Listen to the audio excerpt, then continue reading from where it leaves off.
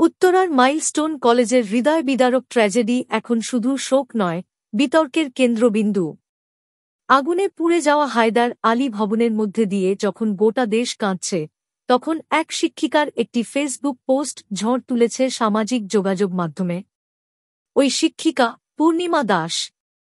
তিনি লিখেছেন, ভুল তথ্য ছড়াবেন না, তার দাবি, লাশ গুমের খবর শুধুই গুজব। তিনি দীর্ঘ এক স্ট্যাটাসে জানিয়েছেন, পরিস্থিতি সঠিকভাবে উপস্থাপন করা হচ্ছে না। এই পোস্ট মুহূর্তেই ভাইরাল হয়ে পড়ে। শেয়ার করেন সাংস্কৃতিক অঙ্গনের প্রভাবশালী ব্যক্তিরাও। এমনকি জনপ্রিয় অভিনেত্রী নুসরাত ইমরোজ তিশা পর্যন্ত পোস্টটি শেয়ার করেন। কিন্তু মাত্র ঘণ্টাখানেকের মধ্যেই সেই পোস্ট মুছে ফেলেন তিশা। কেন? কারণ স্পষ্ট, নেটিজেনদের বিরূপ মন্তব্যের বন্যা। অন্যদিকে আরেক অভিনেত্রী সাদিয়া আয়মান প্রকাশ করেন তার অসন্তোষ। তিনি সরাসরি বলেন, পূর্ণিমা দাসের বক্তব্য বাস্তবতার সঙ্গে মেলে না, বরং সেই বক্তব্য সন্দেহ সৃষ্টি করে।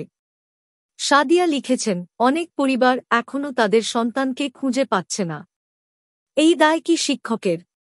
নিশ্চয়ই নয়। কিন্তু যারা দায়িত্বরত, তাদের কর্মকাণ্ডে অস্পষ্টতা ও সন্দেহ থেকেই যাচ্ছে। প্রত্যক্ষদর্শীদের বিবরণ, পুড়ে যাওয়া ভবনের ভিতরের বিভীষিকা এবং সতত কান্নার শব্দ, সেই ভয়াবহ বাস্তবতা থেকে চোখ ফিরিয়ে নেওয়া কি আসলেই সম্ভব? এই অবস্থায় জনসাধারণের প্রশ্ন, পূর্ণিমা দাস কি সত্যিই ভেতরের কথা জানেন? নাকি তিনি নিজেই কারো প্ররোচনায় ভুল বার্তা দিচ্ছেন? নুসরাত তিশা কি পোস্ট ডিলিট করে বোঝালেন, সবকিছু ঠিক ছিল না? আর সাদিয়া আয়মান কি বলছেন, ভবিষ্যৎ তদন্তের দরজা খুলে যাচ্ছে? একদিকে একটি অফিসিয়াল মতামত, অন্যদিকে সাধারণ মানুষের প্রতিক্রিয়া। কোনটা সত্য? কোনটা ধামাচাপা? এই ঘটনায় সত্য উদ্ঘাটন যতই বিলম্বিত হবে, প্রশ্ন কিন্তু ততই তীব্র হবে। কারণ নিহত শিশুদের জন্য আমরা শুধু শোক প্রকাশ নয়, সত্য দাবি করি।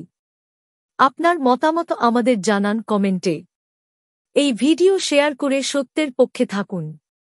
সাবস্ক্রাইব করুন, কারণ আমরা আপনার পাশে আছি প্রতিটি সত্য জানাতে।